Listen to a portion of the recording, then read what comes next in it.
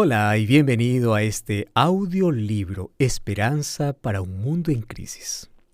Este es el capítulo 2, Victoria sobre el miedo, la preocupación y la ansiedad. Alguien dijo una vez que el miedo, la preocupación y la ansiedad son nuestros mayores enemigos. Hace poco escuché una vieja leyenda fascinante. Se dice que un campesino se dirigía a Constantinopla en su carreta y fue detenido por una anciana que le pidió que lo llevara. La colocó a su lado y mientras viajaban notó su expresión facial. Se asustó y le preguntó: «¿Quién eres tú?» «Soy la señora Cólera», respondió la anciana.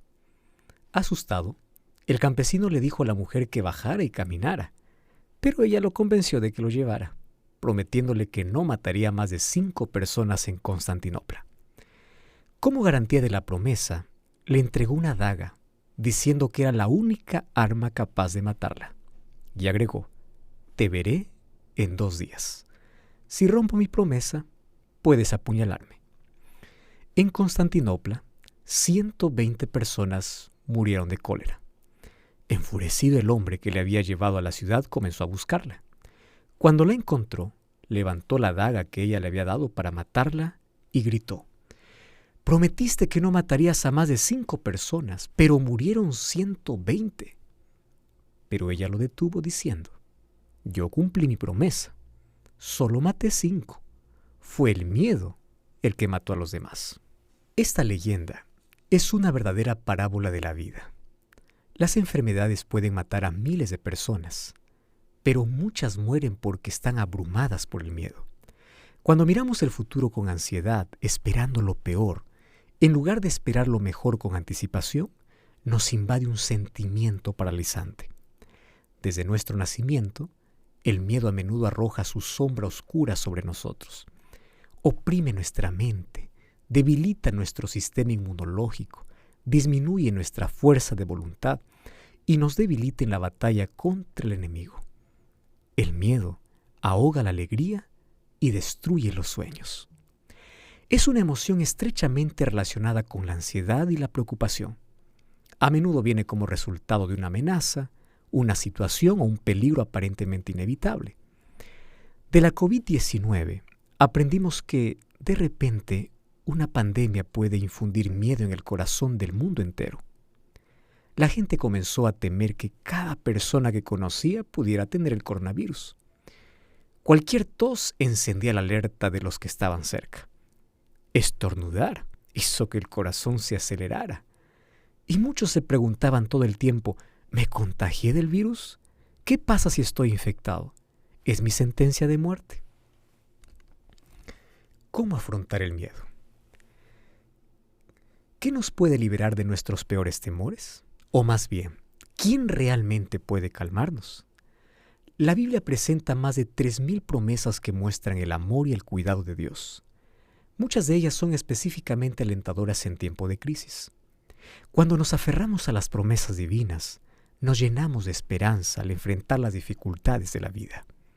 La confianza en Cristo nos fortalece y estamos seguros de que Él está a nuestro lado. Tenemos la seguridad de aquel que dijo: «Nunca te fallaré, jamás te abandonaré». Hebreos capítulo 13, versículo 5. Una de las historias más bellas de la Biblia se desarrolló en el tormentoso mar de Galilea y nos enseña la importancia de la fe para enfrentar el miedo. El mar de Galilea tiene unos 21 kilómetros de largo por 13 kilómetros de ancho. A veces soplan fuertes vientos, lo que transforma rápidamente el mar calmo en un torrente de furia impetuosa. Los discípulos de Jesús cruzaron el mar en una noche estrellada, disfrutando de las aguas tranquilas. De repente, negras nubes cubrieron el cielo. El viento agitó las aguas y formó grandes olas. Las corrientes gigantes de agua sacudían el bote. El Evangelio de San Mateo relata el caso de la siguiente manera. Mientras tanto, los discípulos se encontraban en problemas lejos de tierra firme, ya que se había levantado un fuerte viento y luchaba contra grandes olas. A eso de las 3 de la madrugada, Jesús se acercó a ellos caminando sobre el agua. Mateo capítulo 14, versículo 24 y 25. Era de madrugada. Habían abordado el bote a primera hora de la tarde. Debían terminar el cruce en 2 o 3 horas, pero lucharon contra el viento y las olas durante 8 largas horas. Se sentían fatigados, cansados y exhaustos. Era como si ya no pudieran pelear. Su fuerza se había agotado. Hay momentos en la vida en que la batalla es feroz. La tormenta se desata a nuestro alrededor y estamos tan agotados por el conflicto que imaginamos que no podemos continuar la lucha. Ahí es cuando nos llegan buenas noticias. ¿Qué estaba haciendo Jesús mientras tanto? ¿Dónde estaba él durante esa dura pelea? Estaba orando por los discípulos, pidiéndole al Padre que aumentara la fe de ellos, que los fortaleciera para enfrentar la tormenta y les concediera el coraje para continuar. Jesús sabía algo que los discípulos no sabían. La cruz se acercaba y la tormenta por la que atravesaban en ese momento aumentaría la fe de los 12 en preparación para lo que estaba por venir. En las tormentas de la vida que enfrentamos todos los días, Jesús nos está preparando para mayores crisis que asolarán nuestro mundo en el futuro. Los discípulos miraban la tormenta. Jesús miraba a los discípulos. Los ojos de ellos estaban fijos en las olas. Los de Jesús estaban fijos en los discípulos. Para los discípulos todo parecía estar fuera de control, pero Jesús tenía todo bajo control. En medio de las tormentas de la vida, los ojos de Dios están sobre nosotros. Cuando los truenos estallan y las olas se agigantan, Él sigue siendo poderoso para salvar. En la oscuridad, Él es la luz de nuestra vida. En los versículos 25 y 26, las Escrituras dicen: a eso de las 3 de la madrugada, Jesús se acercó a ellos caminando sobre el agua. Cuando los discípulos lo vieron caminar sobre el agua, quedaron aterrados. Llenos de miedo, clamaron: ¡es un fantasma! Los discípulos quedaron aterrorizados. Ese es el problema. Temieron lo desconocido. Vieron lo que pensaron que era un fantasma. La creencia en los espíritus malignos era común en el siglo I en Palestina. La idea de la existencia de fantasmas, espíritus y guardianes era generalizada. Esos discípulos habían pasado años con Jesús, pero en un momento de tormenta, sus temores asumieron el control y eclipsaron los procesos de pensamiento racional. Lo desconocido a veces despierta miedo, y el problema es que en algunas ocasiones nuestros peores temores se hacen realidad. Hay quienes dicen: no te preocupes, todo estará bien. Pero tú y yo sabemos que las cosas no siempre salen como queremos. Por lo tanto, muchos entran en el juego de ¿qué pasa si tengo cáncer? ¿Cómo reaccionaré si el médico dice que necesito comenzar el tratamiento de inmediato?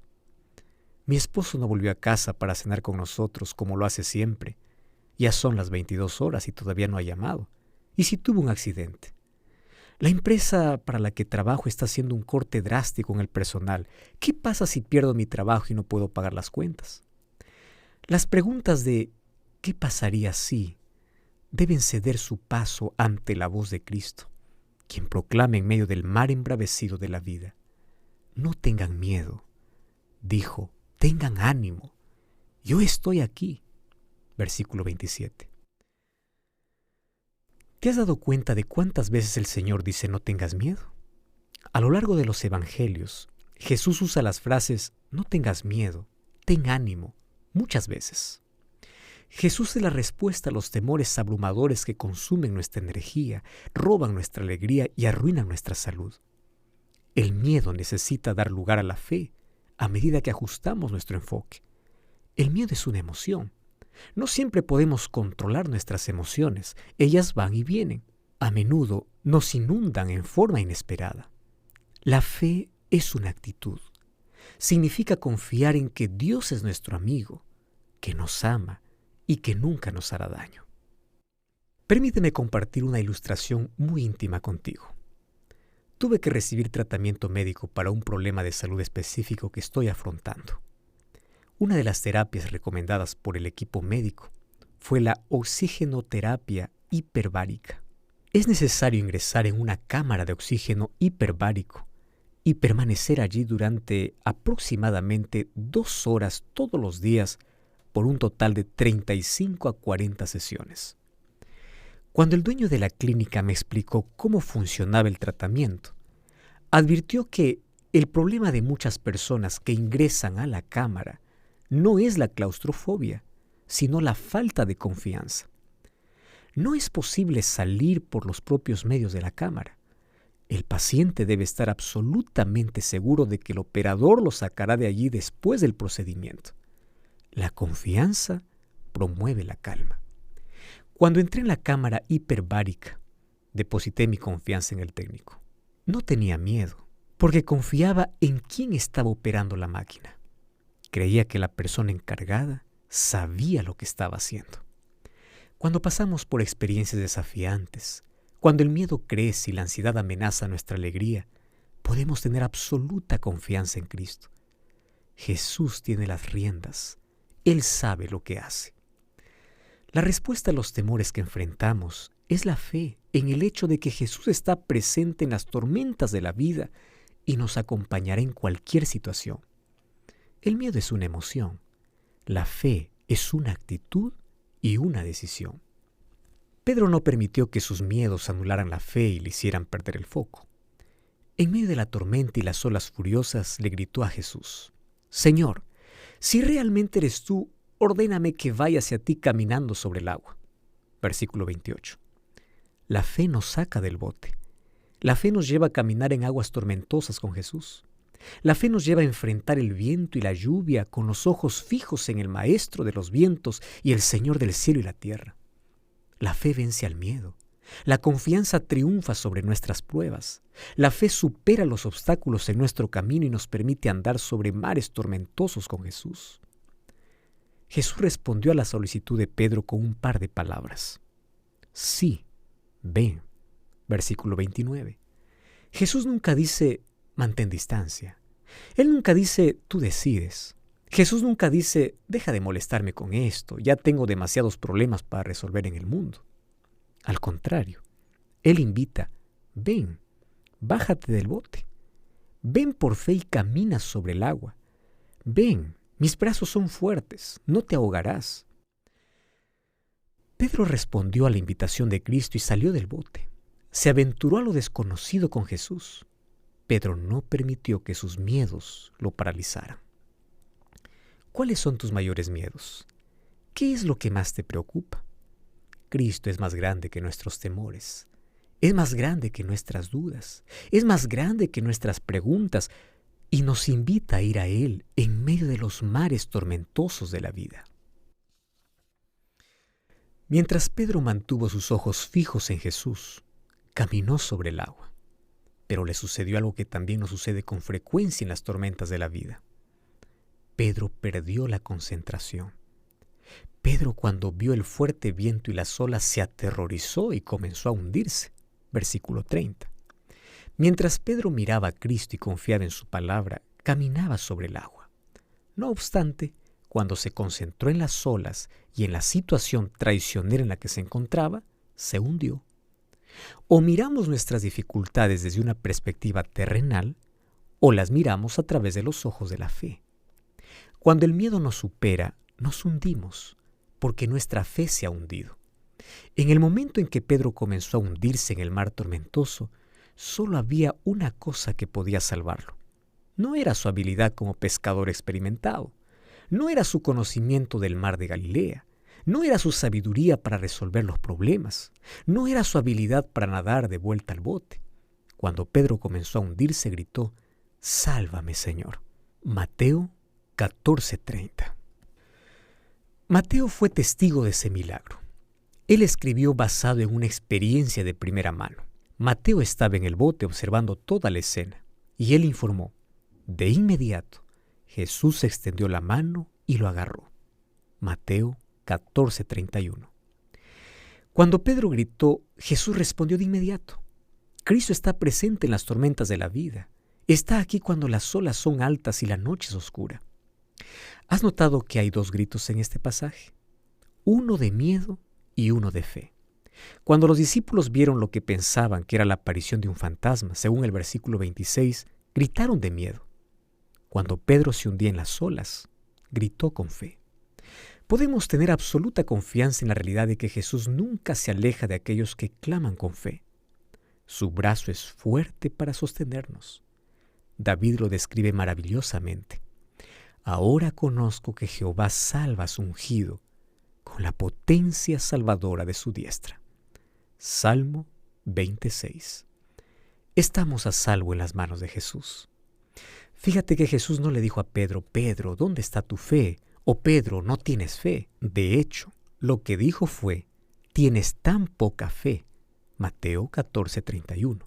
Tener poca fe es mejor que no tener fe en absoluto.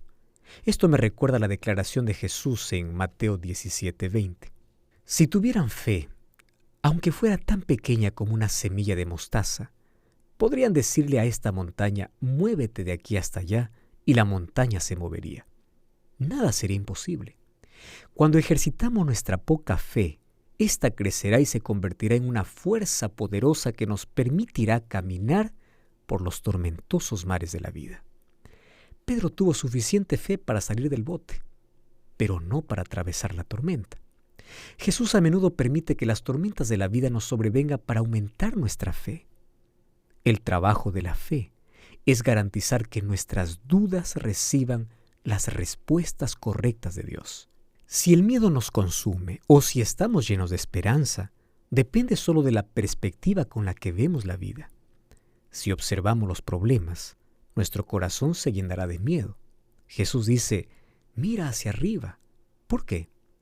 Cuando miramos al santuario celestial, vemos a Jesús y descubrimos fortaleza en sus promesas.